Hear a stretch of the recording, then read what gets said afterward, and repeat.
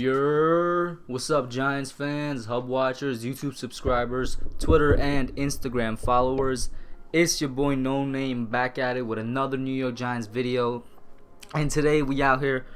I'm gonna preview for y'all the New York Giants versus Minnesota Vikings game this Sunday, October 6th, I believe, at MetLife Stadium. The second home game for Danny Dimes and the Giants in the Daniel Jones era, coming off of a win at home against the Redskins where we blew them out. It was a great defensive and offensive effort, and we're off of a two-game win streak also, looking to continue that. And to be honest with you guys, I think we have a good chance of doing so. So let me get right into it right here. The Vikings, first of all, are a good team in the NFL. They weren't what they were in 2017, which was one of the best teams in the NFL, where their defense literally set records, I think, for like third down, preventing third down conversions and stuff like that. It set a record, something around that. I'm not gonna fact check it right now because that's 2017, but everybody knows the Vikings defense is not what it was 2-3 seasons ago. They still are a pretty good defense, however. I'd say right middle of the pack, or fringe top 10, maybe still top 10 defense. There's definitely a couple I can name off the top of my head that are, in my opinion, right now way better than them. The Patriots, Cowboys, Saints, just to name a couple. But the Vikings still have a really good defense. Their strength still remains in that it's split between their defensive line and the linebacking core. Everson Griffin seems to be having sort of a resurgent year. He's doing really well. And they have pretty good guys out there in the secondary, not world beaters per se. They don't have, I don't think they have Sendejo anymore and guys like that were, long-time Vikings. But overall, it's a good defense. And that was never the problem with Minnesota, That was never the problem with Minnesota, even though their defense isn't what it used to be. The problem is their offense. And specifically, very similar to the Redskins that we faced last week, their offensive line is one of the worst in the league. It's a line that consistently just gives up pressures, can't really seem to protect Kirk Cousins for an extended period of time. It seems like after 3 seconds or so it breaks down. They're giving up a good amount of sacks and whatnot. And last week, yes, they were going up against the second best, maybe third best defense in the league in the Bears, but they still gave up 4 sacks and they still really just harassed Kirk Cousins so much. And not only that, stuffed the run, because this offensive line cannot seem to find holes for Dalvin Cook. Albeit in the first 2 or 3 weeks, they seem to be able to do that, and Cook seemed to be able to break tackles and whatnot. Last week kind of exposed them a little bit, stuffing the run and forcing them to go to the pass game completely. They only had 14 carries, this Vikings offense, last week, and it caused them to lose because they couldn't get the run game going, and Kirk Cousins, he's not that quarterback that could carry you through the pass game. Once again, I'll say this is against one of the best defenses in the league, against the Bears, but it still gives the Giants a formula to follow. Now, in general, I think the Vikings are going to be a very average team this year, and it's because of that offense. Once again, the offensive line, it's the most important part of a football team. The offense runs through the offensive line, whether it's the pass game or the run game. And the Minnesota Vikings just don't have a nice established core yet there, and we can expose that. It's the same thing I said for the Buccaneers 2 weeks ago, and then for the Redskins last week. It's something that you could look to attack, because if there's a strong point to this Giants defense, is the defensive line, that being Dexter Lawrence, Dalvin Tomlinson, and BJ Hill. And all three of those guys are huge guys that could stuff the run, but they also have great pass rush potential.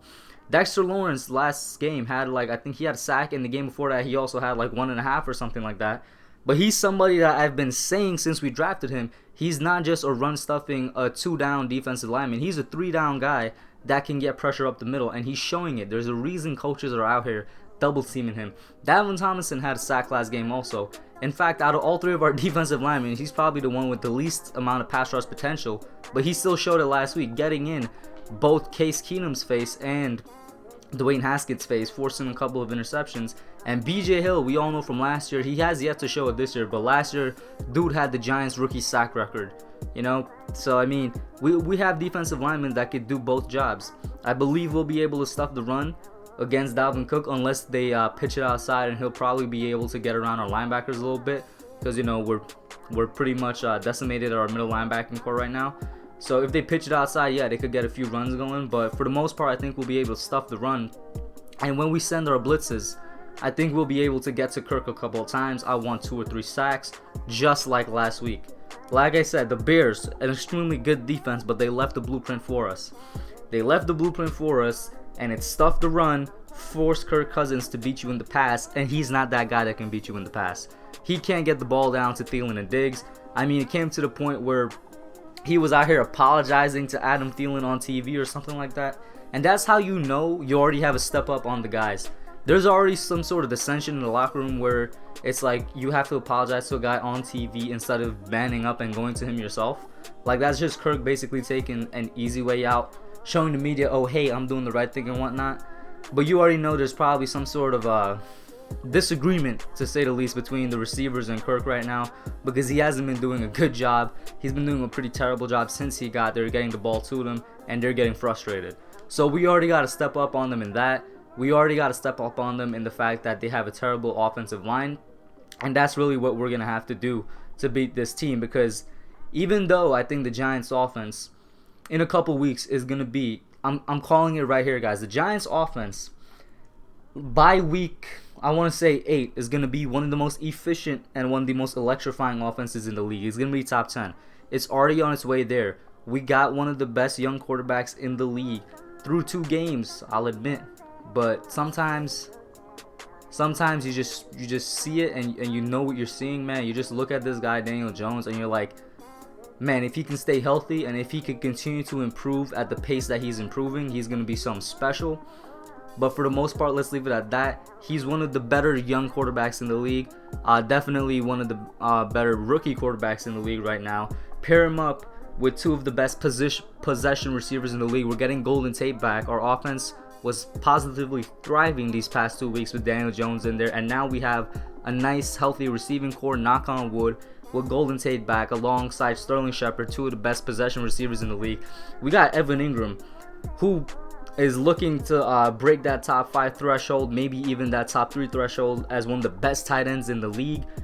Since last year, he's improved his blocking, and he still has that amazing speed, the fastest tight end in the league, to go along with his catching skills. Seems to also resolve whatever problems he had last year with dropping balls and whatnot.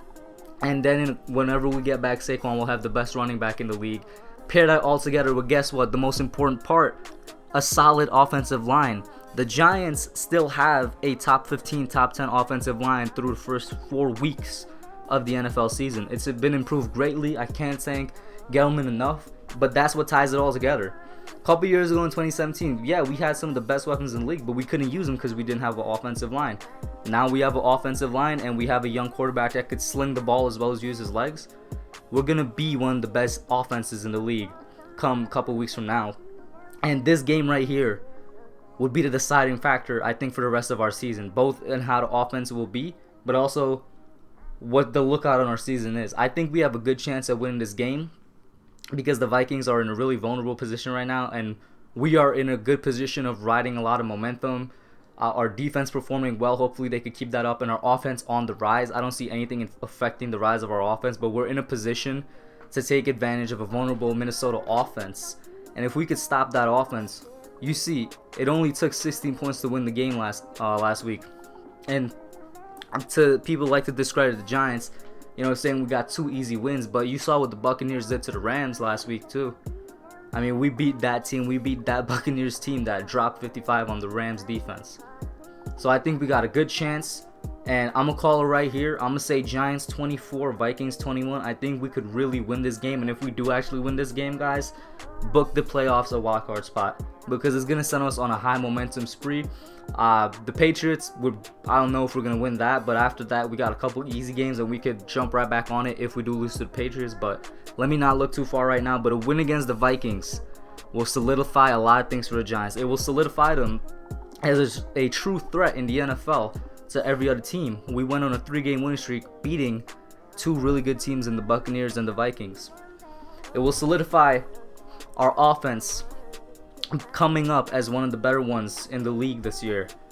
with two really good receivers, one of the best tight ends in the league, and when Saquon comes back, one of the best running backs in the league, tied together by a solid O-line. It will bring together this win. A defense finally gaining its confidence and finding its step. Possibly, scratching the ceiling of being a really good middle of the pack defense, and that's all we really need when you got a top offense. It will solidify a lot of things, and that's what I got. Giants 24, Vikings 21. Let me know what you all think. Like I said, we're going to have to attack the Vikings offense, and we could win. I'm out. Alright guys, thanks for watching. Put your comments down below. Make sure you smash that like button, subscribe, and turn on post notifications. Until next time, I'm out.